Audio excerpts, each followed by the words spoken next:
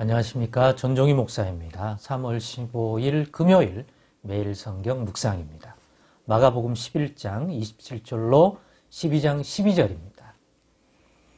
그들이 다시 예루살렘에 들어가니라. 예수께서 성전에 거니실 때 대제사장들과 서기관들과 장로들이 나와 이르되 무슨 권위로 이런 일을 하느냐? 누가 이런 일할 권리를 주었느냐? 예수께서 이르시되 나도 한 말을 너희에게 물으니 대답하라. 그리하면 나도 무슨 권위로 이런 일을 하는지 이르리라. 요한의 세례가 하늘로부터냐 사람으로부터냐 내게 대답하라.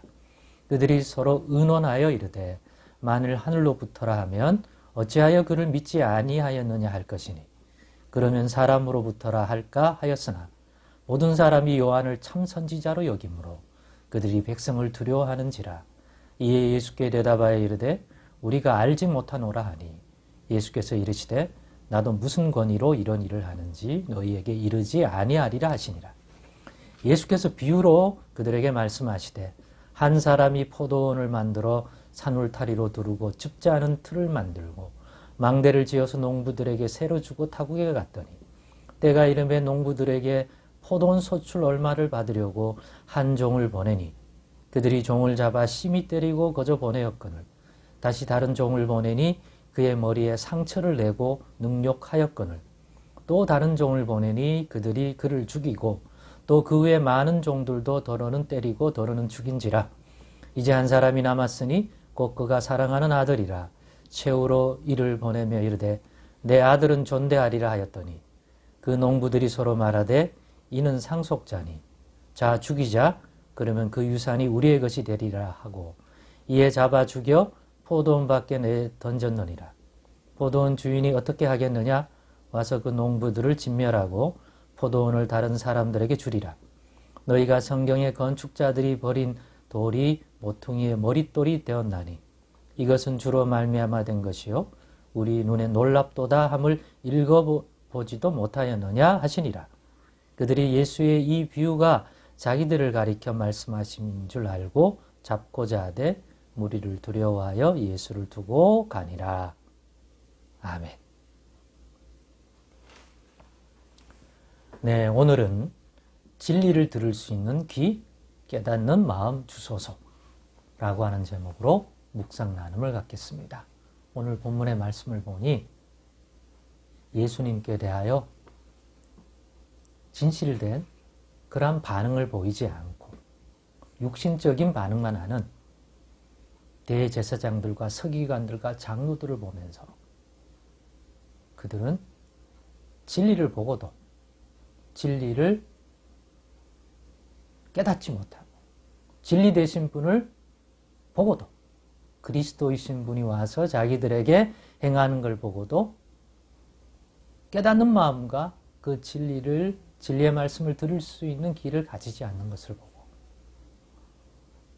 이런 제목으로 묵상을 나누고 싶었습니다. 꼭 필요하다. 진리를 들을 수 있는 귀, 깨닫는 마음 달라고 해야 된다. 그러면 우리도 우리의 사회적 지위나 위치에 따라서 오늘 예수님과의 만남 속에서 정말 예수님이 주시는 이 진리의 말씀과 예수님이 주시는 책망에 관한 것들을 통해서 깨달으면 구원 얻을 수가 있고 바른 길로 갈 수 있음에도 불구하고 그 길로 가지 못하고 자신들을 잘못을 지적하고 책망하는 소리로서 육신적으로만 소리를 들으니 예수를 향한 미움과 복수심만이 가득하다가 보니까 자신들을 건져낼 그리스도주를 십자가에 못 박는데 주동자가 되어버린 인생이 되지 않았겠습니까?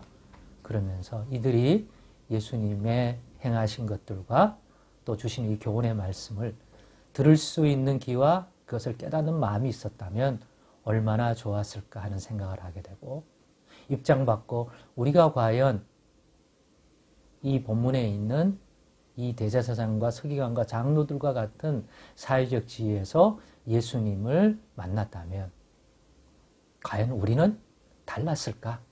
라는 질문을 하니까 좀 그런 거예요. 우리 역시 인간적으로 육신적인 눈과 귀만 가지고 있었다면 별반 다르지 않을 수도 있었겠구나 하는 생각을 가집니다. 정말 예수님이 누구신지, 예수님이 하신 일이 어떤 일인지, 그분이 주신 이 교훈을 들을 수 있고 깨달을 수 있는 마음이 없다면 이들과 비슷한 반응을 보이기 쉽겠구나 하는 생각을 했습니다. 그래서 이런 이런 마음 꼭 달라고 늘 이런 눈과 귀가 주셨더라도 우리 자신이 교만해져서 다치는 일이 없어야 되겠다 하는 생각을 합니다. 바로 예수님이 예루살렘에 입성하셔서 성전에서 하셨던 돈 바꾸고 성전을 강도의 구렬로 만들어 놓은 것 같은 일을 하는 그들을 뒤엎고 했던 그 행위를 보면서 이 사람들이 당국자들과 그 사람들이 예수님께 무슨 권위로 당신이 이런 일을 하는지 우리에게 알리라. 말해봐라. 그랬더니 예수님이 그럼 나도 질문 하나를 하겠다. 세례 요한의 세례가 하늘로부터냐 사람으로부터냐, 즉 하늘에 주어진 권위로 하느냐 인간적으로 하느냐부터 답해봐라. 그랬더니 답을 안 해요. 왜죠? 세례 요한이 예수님을 증거한 사람이기 때문에. 근데 이 세례 요한은 백성들이 존경하는 사람이란 말이에요.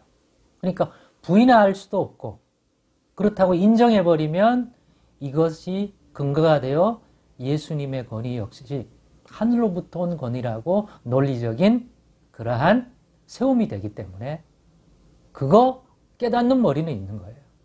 그러니까 이러지도 못하고 저러지도 못하니까 침묵으로 일관하는 거죠.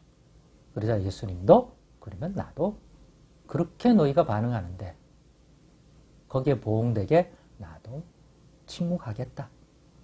그러면서 비유 하나를 이 포도 농부의 비유를 해주시죠.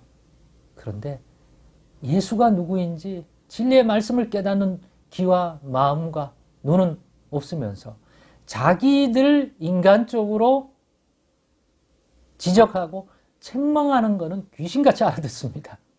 이게 육신적인 마음과 기죠.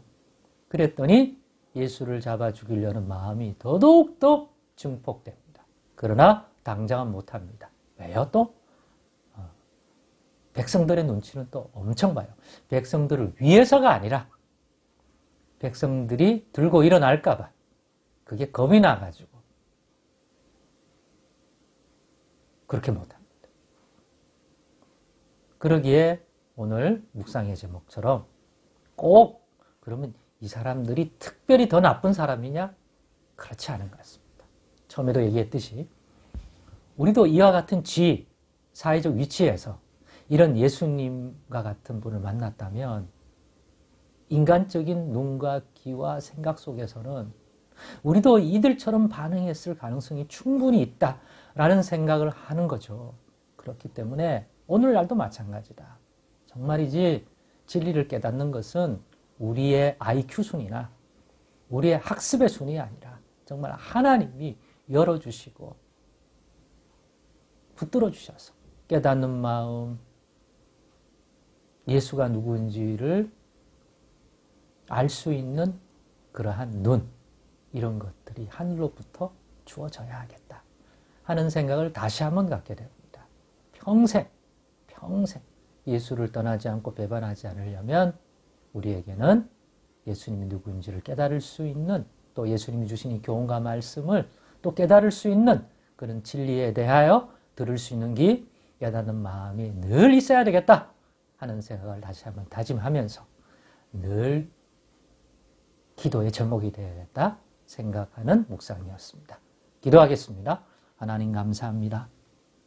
주의 은혜로 오늘도 예수님 누구신지 잊지 않고 살아가도록 진리 되신 예수님을 늘 깨닫고 바라볼 수 있는 그러한 눈과 마음 주셔서 그의 입에서 나오는 모든 말씀과 가르침 또한 깨달을 수 있도록 인간적이고 육신적인 자기와 관련된 이해관계의 것들은 귀신처럼 알아듣지만 정말 우리의 구원의 진리인 예수님에 관한 것들은 쉽게 깨닫지 못하는 어리석은 자가 되지 않도록 그런 눈과 귀를 그런 마음 가진 자가 되지 않도록 우리의 눈과 귀와 마음을 열어 주옵소서. 예수님의 이름으로 기도드리옵나이다. 아멘.